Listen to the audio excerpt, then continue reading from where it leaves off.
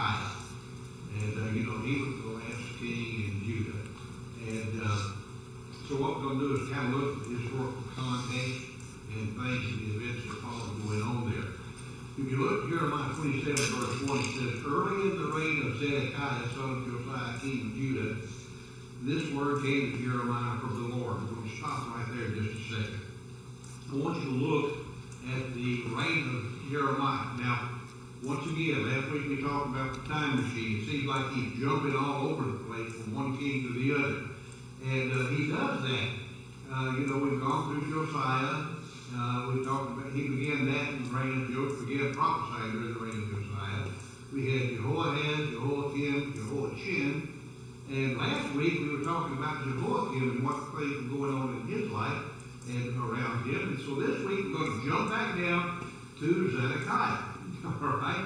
Back and forth, it seems like we're going in this book. And we are. And it just shows us that, well, God's not limited by time, is he? This is what we're looking at. He's painting the big picture of the things that are going on here.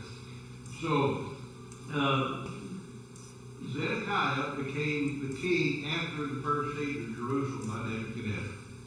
Remember, there was a siege going on, and that's when he started carrying artifacts from the temple away and what have you. He carried a lot of people away.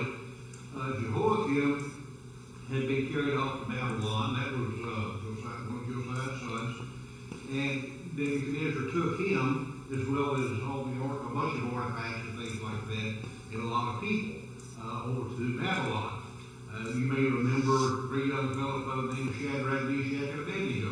They went during that first deportation, I guess you would call it. And another fellow by the name of Daniel. They were carried off during that first little incursion after the first siege of Jerusalem when Babylon kind of took over. Now what he did was he set Zedekiah, which was another one of Josiah's sons, set him up as a vassal king. And a vassal king means one that reigns, it's a political arrangement. All right? You would almost be like a governor. Okay? And there were several vassal kings. He had vassal kings in Egypt, Moab, all these various places. And these vassal kings were subject to him. They were in control of what went on in their communities, or their kingdom, so to speak. But they had to pay tribute to Nebuchadnezzar, kind of like protection. Like the big kid on the block that used to steal your lunch money, that's what Nebuchadnezzar was to these people. He let them have their power and their control as long as they were subject to him. Okay? And Zedekiah was a weak king. Really, he was manipulated by other kings or vassal kings in the region. They would come to him. That's what we're going to see this morning with what's going on. But he allowed the people of Judah to worship and serve false gods. He allowed that to go on, even though his father had tore down all the temples, they built them back up, and he allowed this to take place. He did not care, so to speak. As a matter of fact, when he turned a blind eye to the priests and all the elders of the city and the priests who had worship service in the temple to all these false gods, he did not pay any attention to that. He was more politically minded, wanted to know how to rule his kingdom, get all he could out of it, to pay Nebuchadnezzar, and he didn't like paying Nebuchadnezzar the tribute, what have you. So that's what we have going on here. We have Zedekiah is now in power under Nebuchadnezzar, paying tribute to Nebuchadnezzar, and he's allowing other people to influence him. All the prophets that are going around are saying, hey, everything's going to be good, will be restored, and all that stuff. And so God is sending Jeremiah to him to try to yank his chain and get his attention. All right? So Jeremiah is commanded over here in verses 2 and 3 to make yokes. And that's kind of a symbolic act. When I say a yoke, you know what I'm talking about. The things like they used to use on oxen, where they would yoke two things together. He is to do that. And it's going to symbolize not only Judah, but he's going to be carrying these yokes to all these other little kings that came to town, okay? And he made one for each of them. And so these yokes are given to, kings of Edom, Moab, Ammon, Tyre, Sidon, and all those various things. And it signifies their subjection to Babylon. Not only is Jerusalem and Judah subjected to Babylon because of God's intent, so are all these other nations. And so that's what we get into here. So in the early reign of Josiah, or Zedekiah rather, and the Lord tells Jeremiah, I want you to make the yoke out of straps and crossboards and put it on your neck.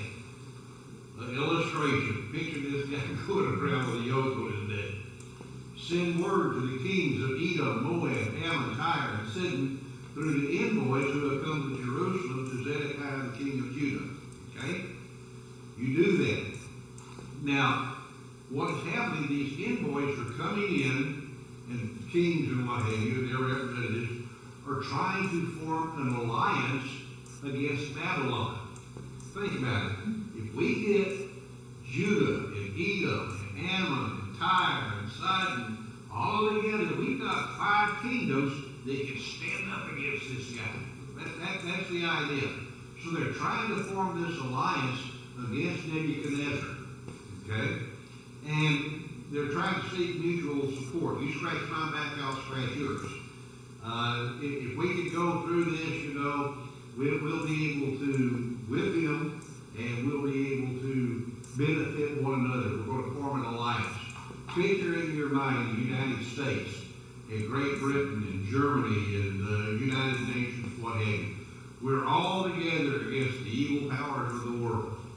We can stand up against all these people. If they come and attack any one of us, we'll be ready. So that's what's going on here, making this support. And so there's this diplomatic consultation going on as these representatives of kings come to meet with Zedekiah. And they're trying to get together. However, what we have is prophetic intervention. God is sending Jeremiah to these people to straighten out their acts and give them a visual of what God is saying is going to happen. Okay? So, there's this rebellion in the works. And so the prophecy is against the rebellion. He's warning against false prophets, as we see here. We'll get into it. Not only false prophets, but the diviners, the soothsayers, all these various things, sorcerers. And what God is saying is that, look, for you to survive, you're going to have to submit to Babylonian rule. Why? Because God had already told them, you're going to go off into captivity for 70 years. Because I'm going to straighten you people out. You're going to learn what it likes to hurt. Okay? And so there's going to be some consequences involved. So let's look at this. God says, give them a message for their masters and say, this is what the Lord Almighty, the God of Israel, says. Stop right there. That word, Lord Almighty. Pretty unique word. You've probably seen that before, the word in Hebrew is Yahweh Shabbat, I guess. And so what we're looking at here, Yahweh, tetragrammaton that they use, it's really YHWH. There's no vowels in that. And so it's the unpronounceable name of God. But we do it as Yahweh. And what this means is the I am of all the armies. All right?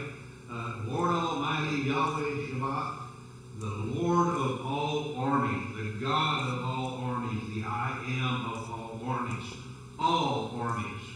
What he's saying here is there is not an army in existence that I am not Lord and God over. Okay? Today, you've got the Russians, you've got the Chinese, you've got the Koreans, you've got the Americans, you've got all these things. And it's not just the physical armies, he's got the spiritual armies as well. Do you remember Elijah, oh Lord, open his eyes that he might see. And all of it, when he told the servants, there's more for us than there are against us, you know.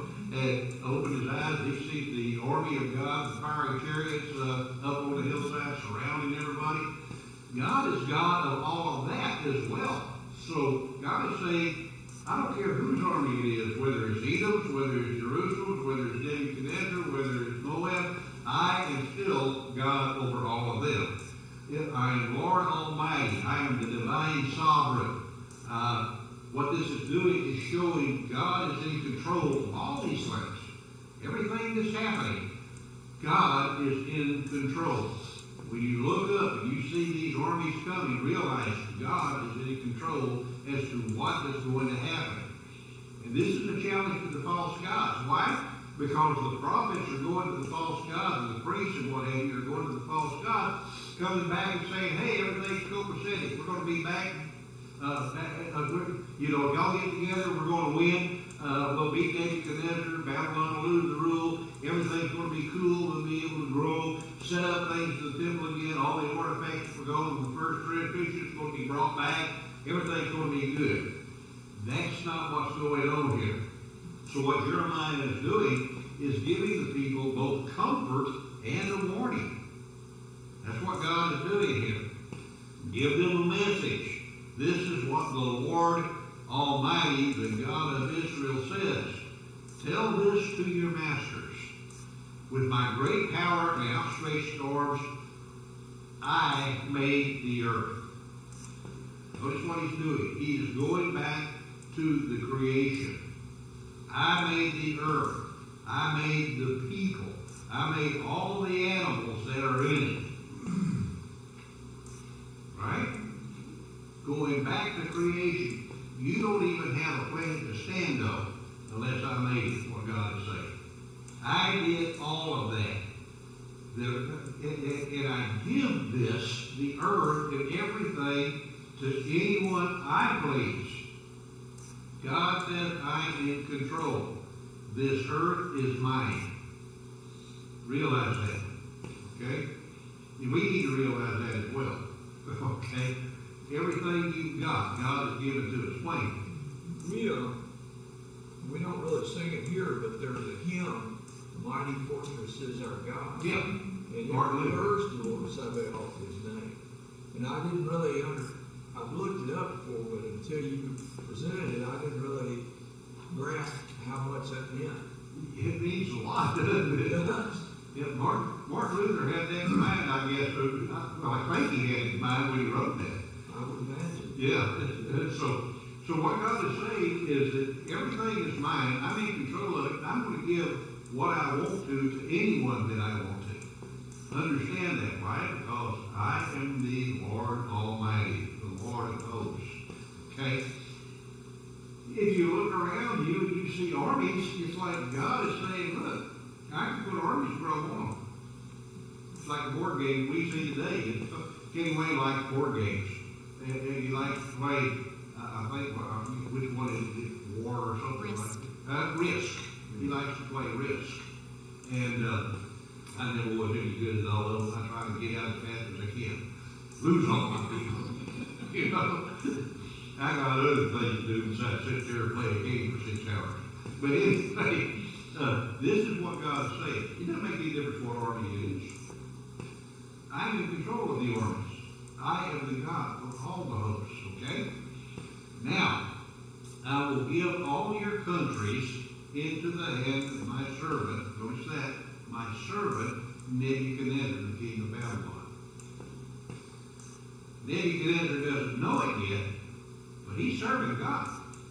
God is setting these things up. God set him up in power.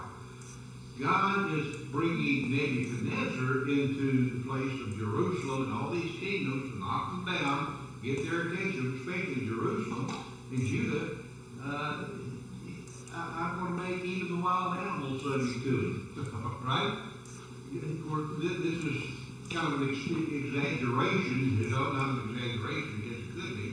But God is saying everything on this earth, he's going to be in control of it. Why? Because I chose him. He's my servant.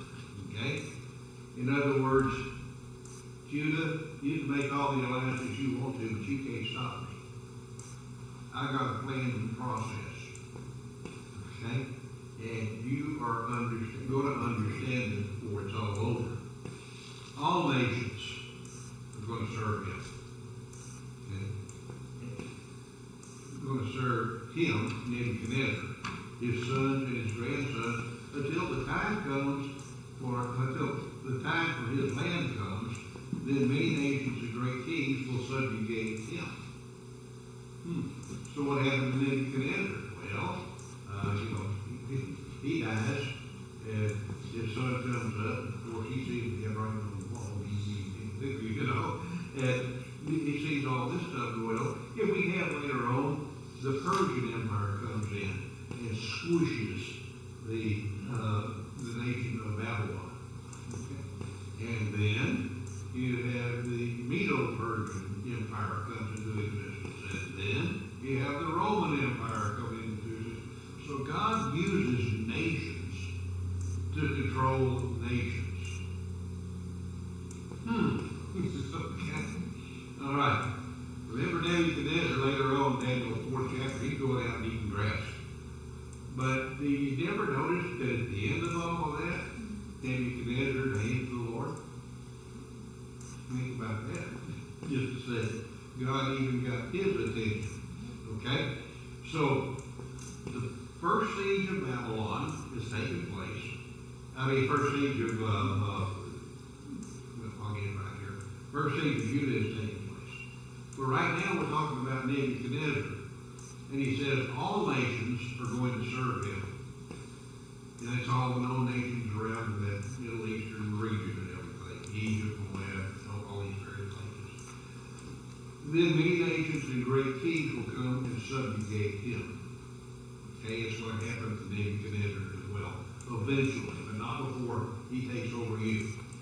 However, here's the big if.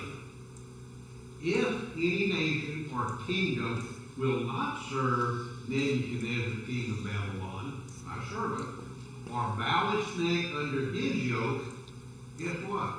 I will punish that nation with the sword, famine, plague, declares the Lord, until I destroy it by his hand. Nebuchadnezzar is in control now. All you nations getting together, you too, Zedekiah, you need to be under the yoke of Nebuchadnezzar. If you don't, I'm going to bring you to your knees. I'm going to destroy your nation. Okay?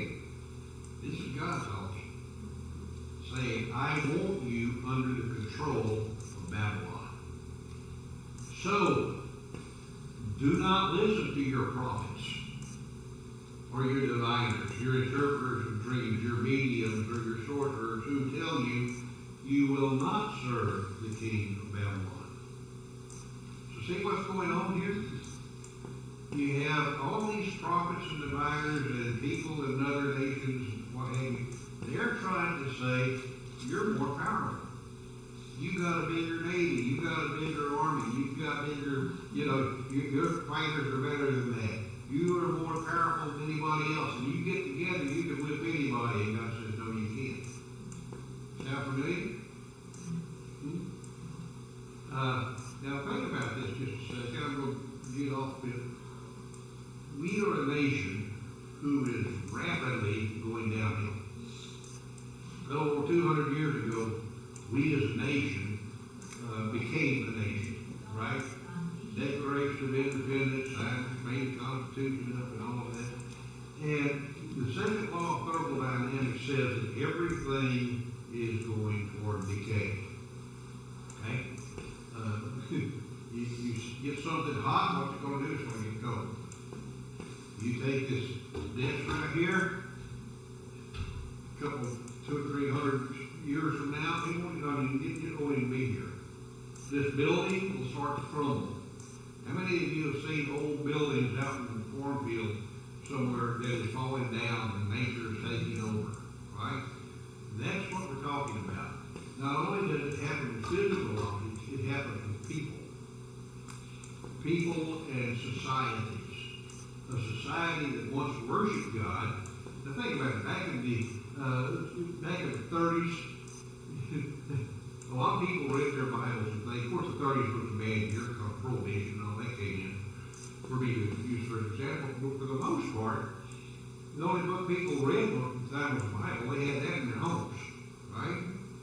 And they'd come home and I remember my Uncle Coleman, back in the early 50s, sitting under a coal oil lamp at night on the kitchen table reading his King James Bible, That's what they had. Didn't have electricity. Didn't have things like that. People seemed like they were not making fun of God, but they were trying to get closer to God, no matter what, okay? No matter what denomination you're talking about, people were involved with God. And then all of a sudden, in the 50s, things start to change, all right? My generation grew up, we were spoiled, we raised for spoiled children, and spoiled children raise spoiled children and what have you. And what happens to society? Society that's gone from believing in God is now ridiculing God.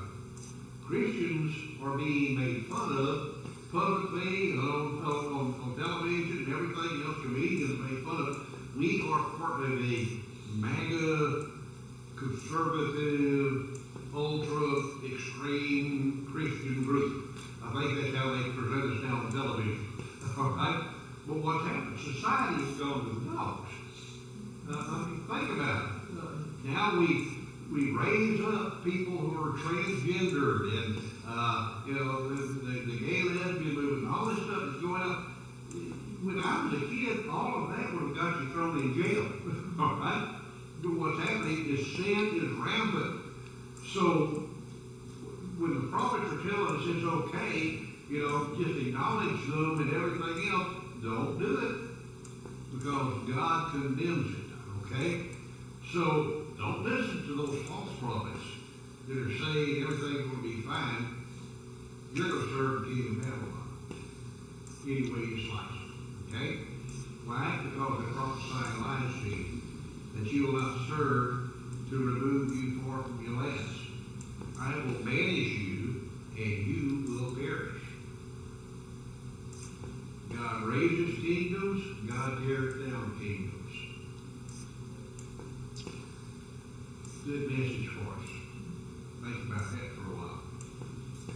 If any nation will bow its neck under the yoke of the king of Babylon and serve him, I'll let that nation remain its own land to till it and to live there, declares the Lord. If you don't subjugate yourself to the one I'm putting over you, you're going to fall and your nation's going to be done away with. If you do, I'm going to let it remain. Okay? That's how God's judgment works. Message to Zedekiah. You got some direct advice from the king. You're going to go right in there to the throne room and talk to him. And he's going to say, Zedekiah, you need to submit to Babylon. Okay? Forget all these other guys. You need to do it. If you do it, Jerusalem can still stay here. Okay? And then he reiterates this warning against all the false prophets who are trying to twist his arm and bend his ear. Okay? I gave the same message to Zedekiah, king of Judah. I said, bow your neck under the yoke of the king of Babylon, serve him and his people, and you will live. Okay? Not only you nations, I gave this message to the king. Serve him, and you will live. Of course, we know what really happens. Okay? That's getting ahead of it. Why will you and your people die by sword, famine, and plague, with which the Lord has threatened any nation that will not serve the king of Babylon? If you don't serve my servant, who I am putting over you, let that sink in. Okay? If you don't serve my servant, who I am putting over you, you're going to die by the sword, famine, and plague. God has threatened all these things. Okay. Do not listen to the words of your prophets who say, you will not serve the king of Babylon.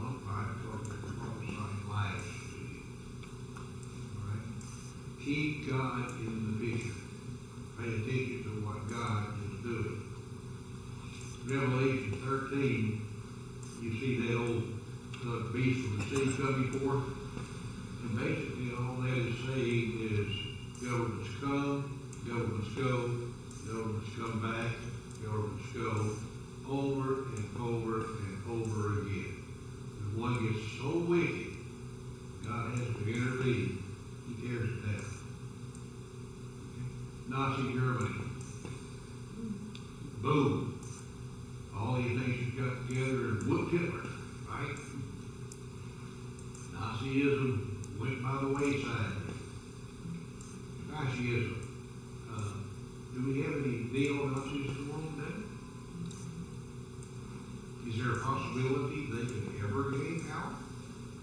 Always a possibility. Russia. Okay? USSR. We were terrified of them in the 50s. They kind of went by the wayside and became, what was it, the Russian Republic, right? Then fellow by the name of Putin comes into power. What's happening?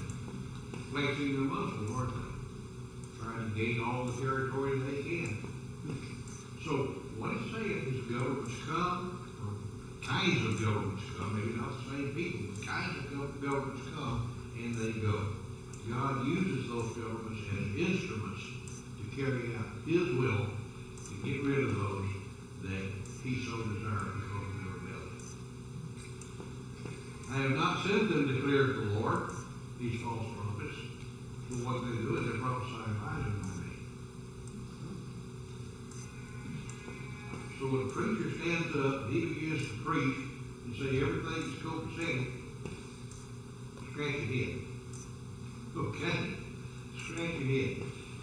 We preach the gospel of Jesus Christ to a lost world. That's what we're supposed to be doing.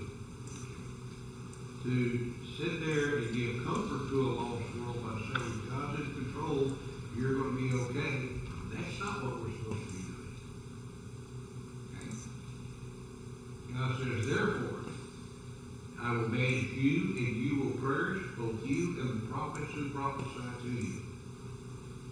Let that sink in, Zedekiah. All right? If you don't submit to the yoke, and quit listening to the lies of the prophets, and the prophets don't stop lying, this is what's going to happen. You're going to perish.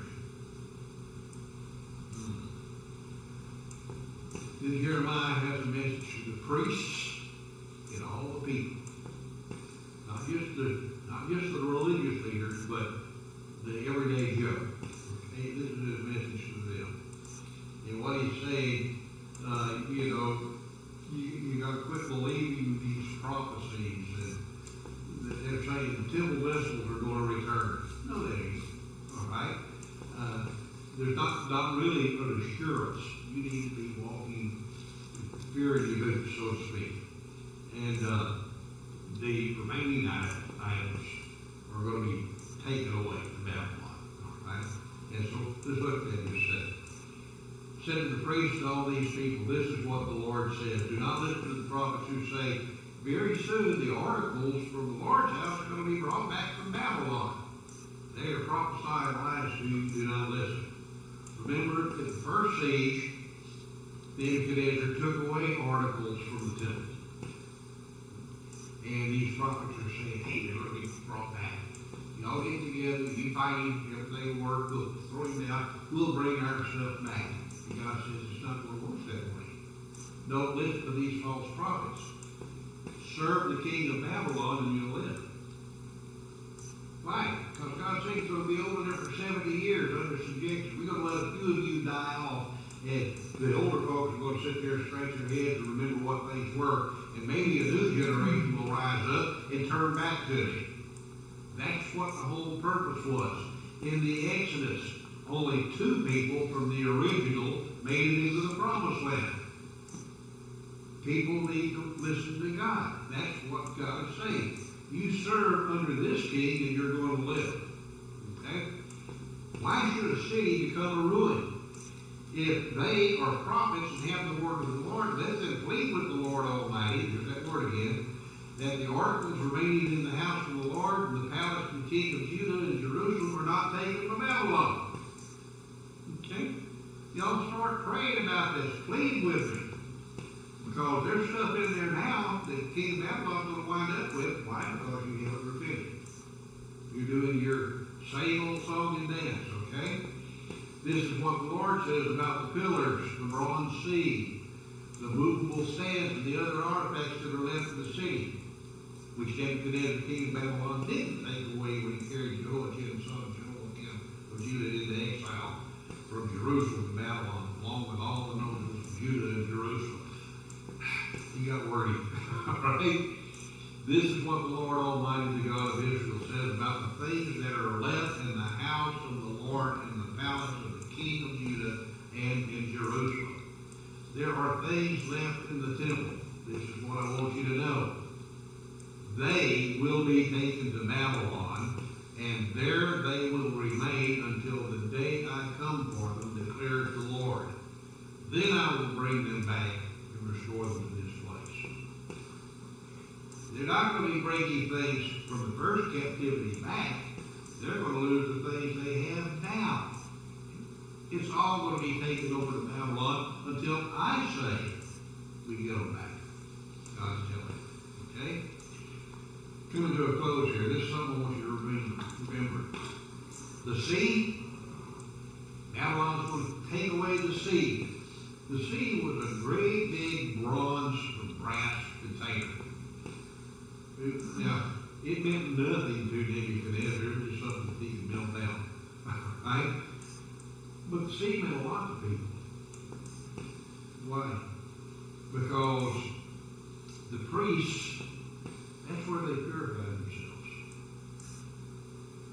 Before they could do service to God, before they could offer sacrifice, before they could go into the holy place or anything like that, not the holy place, before they could do anything in service to God, they had to go to the sea, wash and be purified. Okay? God says Nebuchadnezzar is going to come, and I want him to remove your place of purification. Why? Because you sin daily. You do not acknowledge me for who I am. You do not obey me.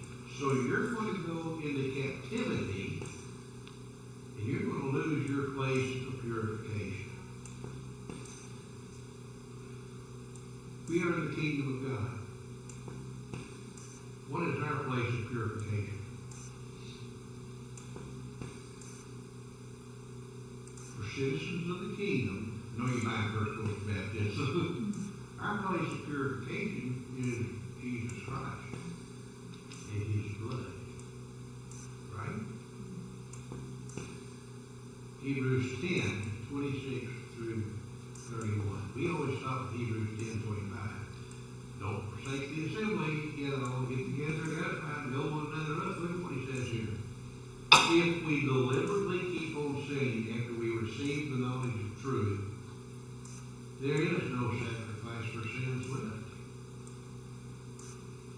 but only a fearful expectation of judgment and raging fire that will consume the enemies of God. Anyone who rejected the law of Moses died without mercy on the testimony of 2 or 3 witnesses. How much more severely do you think someone deserves to be punished who has trampled the Son of God underfoot, who is treated as an unholy thing the blood of the covenant that sanctified them, and who has insulted the Spirit of grace? For we know him who said, "It is mine to avenge, I will repay." And again, the Lord will judge his people, as we've seen with Jerusalem and Judah. It is a dreadful thing to fall into the hands of the living God. If we sin deliberately, making compromise with what God has said, he will do to us the same thing he did to his people, Judah. Okay?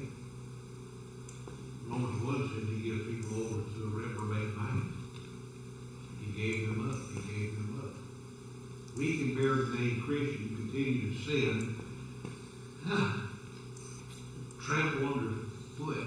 Jesus Christ by the way we live.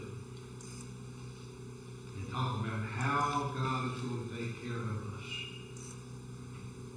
That last verse is a dreadful thing to fall in the hands of the living God.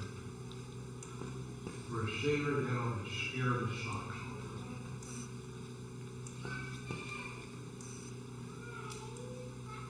Conclusion.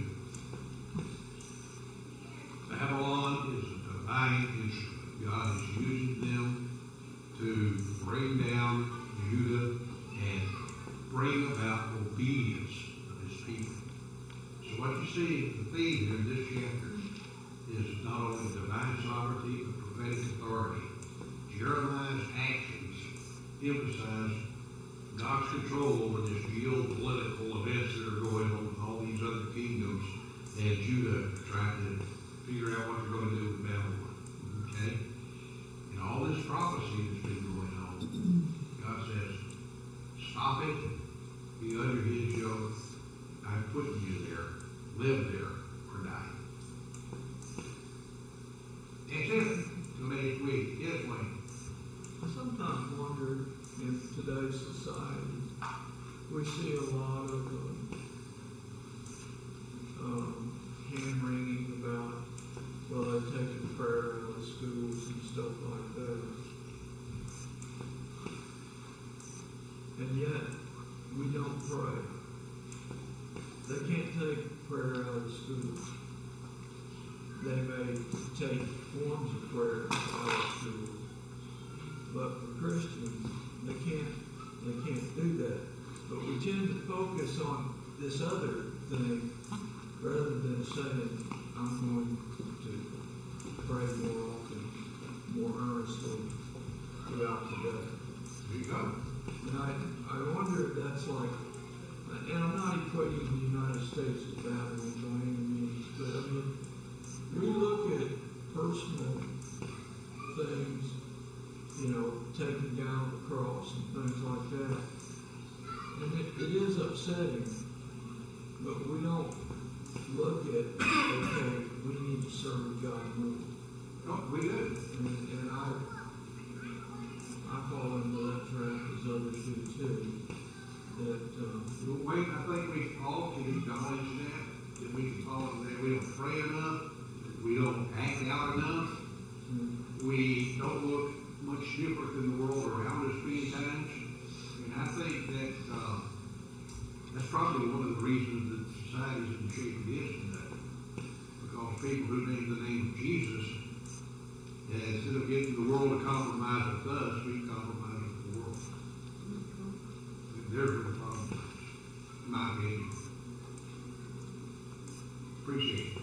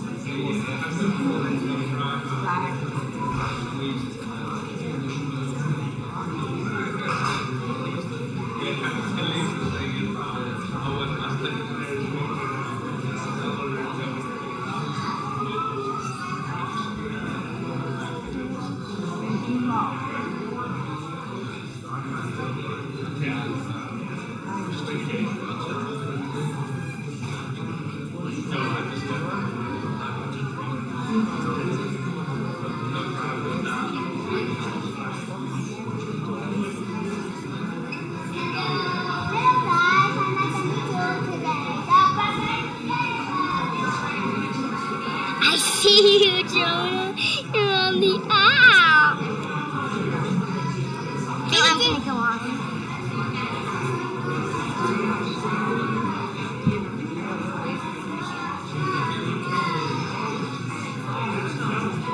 Hey, Jimmy. Hey, Jimmy.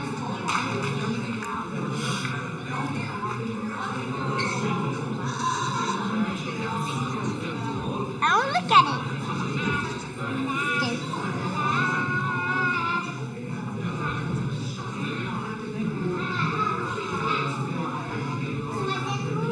Show my dance moves. Give me show my dance moves. Now you do your dance move. Okay, no. Let's go Look, down. yeah, Oh, it's no, cool. maybe love Jimmy's right there. Yes, I see her. Do you need to use the bathroom before you go? Because now's the time to go. Hey, Jamie Ray. Let's go use the bathroom.